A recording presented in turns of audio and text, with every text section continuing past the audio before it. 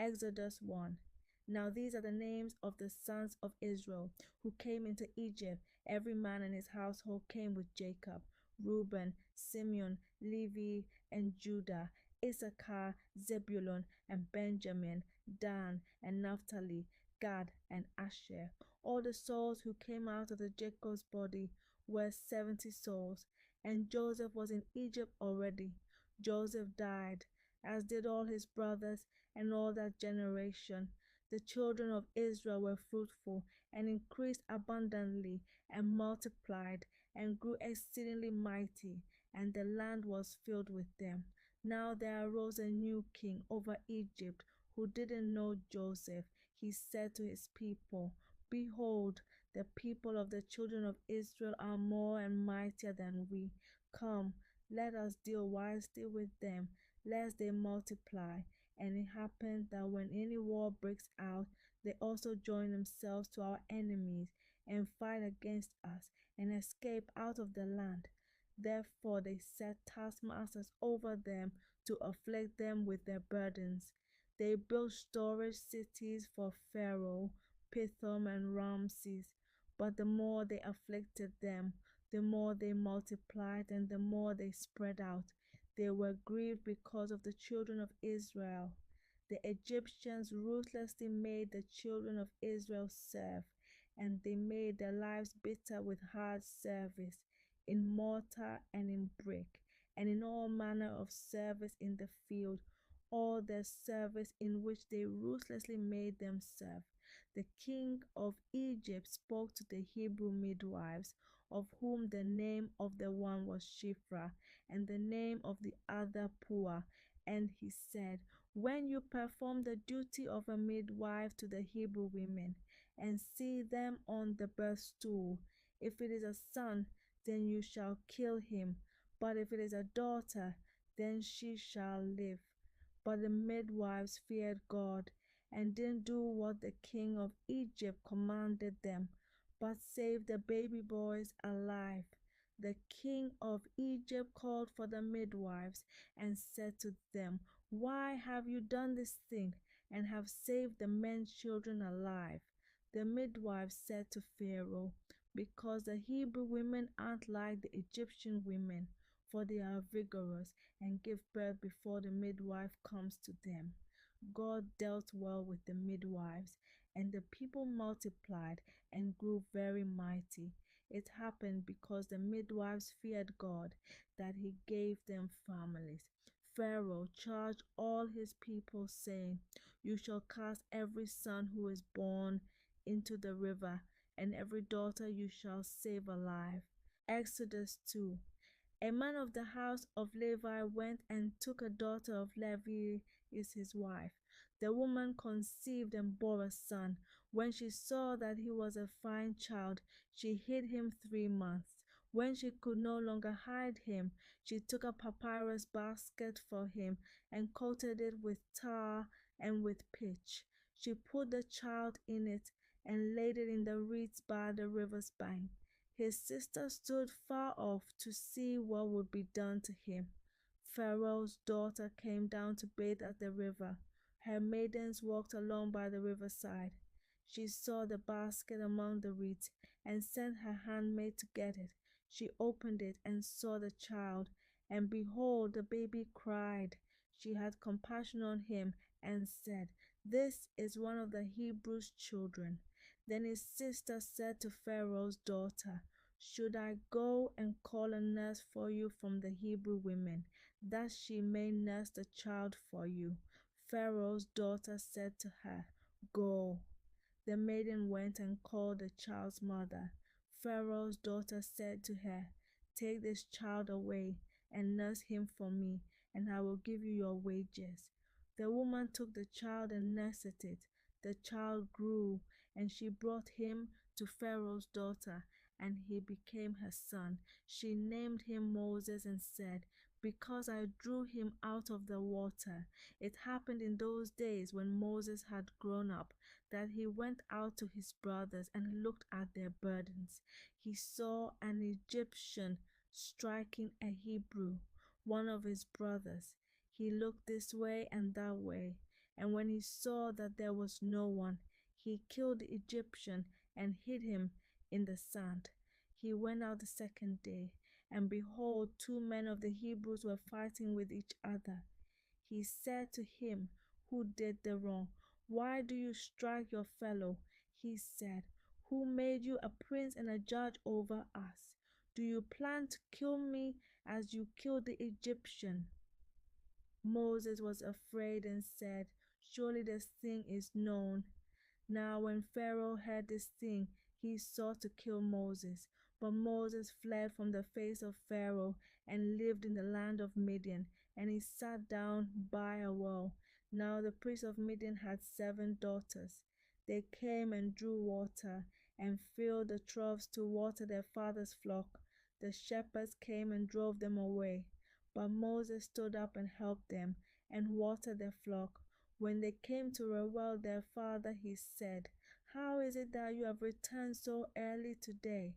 They said, "An Egyptian delivered us out of the hand of the shepherds, and moreover he drew water for us and watered the flock." He said to his daughters, "Where is he? Why is it that you have left the man? Call him, that he may eat bread." Moses was content to dwell with the man. He gave Moses Zipporah, his daughter. She bore a son, and he named him Gershom, for he said, "I have been a sojourner in a foreign land." It happened in the course of those many days that the king of Egypt died, and the children of Israel sighed because of the bondage, and they cried, and their cry came up to God because of the bondage. God heard their groaning, and God remembered his covenant with Abraham, with Isaac, and with Jacob. God saw the children of Israel, and God was concerned about them. Exodus 3. Now Moses was keeping the flock of Jethro, his father-in-law, the priest of Midian, and he led the flock to the back of the wilderness and came to God's mountain, to Horeb.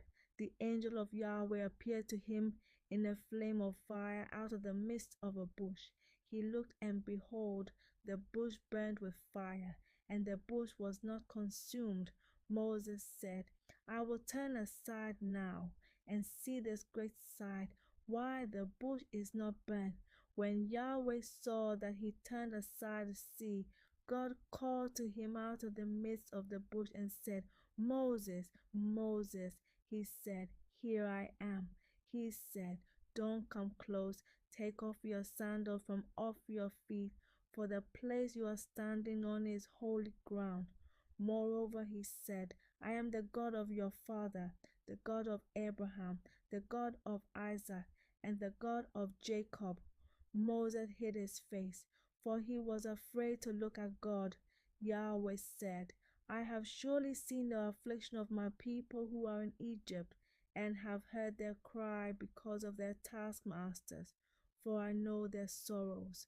I have come down to deliver them out of the hand of the Egyptians, and to bring them up out of that land to a good and large land, to a land flowing with milk and honey, to the place of the Canaanite, the Hittite, the Amorite, the Perizzite, the Hivite, and the Jebusite. Now behold, the cry of the children of Israel has come to me. Moreover, I have seen the oppression with which the Egyptians oppressed them. Come now, therefore, and I will send you to Pharaoh, that you may bring forth my people, the children of Israel, out of Egypt." Moses said to God, "Who am I that I should go to Pharaoh, and that I should bring forth the children of Israel out of Egypt?" He said, "Certainly I will be with you. This will be the token to you that I have sent you. When you have brought forth the people out of Egypt, you shall serve God on this mountain." Moses said to God, "Behold, when I come to the children of Israel and tell them, 'The God of your fathers has sent me to you,' and they ask me, 'What is his name?' what should I tell them?" God said to Moses, "I am who I am." And he said, "You shall tell the children of Israel this, 'I am has sent me to you.'" God said moreover to Moses, "You shall tell the children of Israel this: Yahweh, the God of your fathers, the God of Abraham, the God of Isaac, and the God of Jacob, has sent me to you. This is my name forever, and this is my memorial to all generations. Go and gather the elders of Israel together and tell them, Yahweh, the God of your fathers, the God of Abraham, of Isaac, and of Jacob, has appeared to me, saying, I have surely visited you and seen that which is done to you in Egypt. And I have said, I will bring you up out of the affliction of Egypt to the land of the Canaanite, the Hittite, the Amorite, the Perizzite, the Hivite, and the Jebusite, to a land flowing with milk and honey. They will listen to your voice, and you shall come, you and the elders of Israel, to the king of Egypt, and you shall tell him, Yahweh, the God of the Hebrews, has met with us. Now please let us go 3 days' journey into the wilderness, that we may sacrifice to Yahweh our God. I know that the king of Egypt won't give you permission to go. No, not by a mighty hand. I will put forth my hand and strike Egypt with all my wonders, which I will do in the midst of it. And after that he will let you go. I will give this people favor in the sight of the Egyptians, and it will happen that when you go, you shall not go empty-handed, but every woman shall ask of her neighbor and of her who sojourns in her house jewels of silver, jewels of gold, and clothing, and you shall put them on your sons and on your daughters. You shall despoil the Egyptians. Exodus 4. Moses answered, But behold, they will not believe me, nor listen to my voice, for they will say, Yahweh has not appeared to you. Yahweh said to him, What is that in your hand? He said, A rod. He said, Throw it on the ground. He threw it on the ground, and it became a snake, and Moses ran away from it. Yahweh said to Moses, Put forth your hand and take it by the tail. He put forth his hand and laid hold of it, and it became a rod in his hand, that they may believe that Yahweh, the God of their fathers, the God of Abraham, the God of Isaac, and the God of Jacob, has appeared to you. Yahweh said furthermore to him, Now put your hand inside your cloak. He put his hand inside his cloak, and when he took it out, behold, his hand was leprous, as white as snow. He said, Put your hand inside your cloak again. He put his hand inside his cloak again, and when he took it out of his cloak, behold, it had turned again as his other flesh. It will happen, if they will neither believe you nor listen to the voice of the first sign, that they will believe the voice of the latter sign. It will happen, if they will not believe even these 2 signs, neither listen to your voice, that you shall take of the water of the river and pour it on the dry land. The water which you take out of the river will become blood on the dry land. Moses said to Yahweh, O Lord, I am not eloquent, neither before now, nor since you have spoken to your servant, for I am slow of speech and of a slow tongue. Yahweh said to him, Who made man's mouth? Or who makes one mute or deaf or seeing or blind? Isn't it I, Yahweh? Now therefore go, and I will be with your mouth and teach you what you shall speak. He said, O Lord, please send someone else. The anger of Yahweh was kindled against Moses, and he said, What about Aaron, your brother the Levite? I know that he can speak well. Also, behold, he comes forth to meet you. When he sees you, he will be glad in his heart. You shall speak to him and put the words in his mouth. I will be with your mouth and with his mouth, and will teach you what you shall do. He will be your spokesman to the people, and it will happen that he will be to you a mouth, and you will be to him as God. You shall take this rod in your hand, with which you shall do the signs. Moses went and returned to Jethro, his father in law, and said to him, "Please let me go and return to my brothers who are in Egypt and see whether they are still alive." Jethro said to Moses, "Go in peace." Yahweh said to Moses in Midian, "Go, return into Egypt, for all the men who sought your life are dead." Moses took his wife and his sons and set them on a donkey, and he returned to the land of Egypt. Moses took God's rod in his hand. Yahweh said to Moses, "When you go back into Egypt, see that you do before Pharaoh all the wonders which I have put in your hand. But I will harden his heart, and he will not let the people go. You shall tell Pharaoh, 'Thus says Yahweh, Israel is my son, my firstborn, and I have said to you, let my son go, that he may serve me. And you have refused to let him go. Behold, I will kill your son, your firstborn.'" It happened on the way at a lodging place that Yahweh met him and wanted to kill him. Then Zipporah took a flint and cut off the foreskin of her son and cast it at his feet.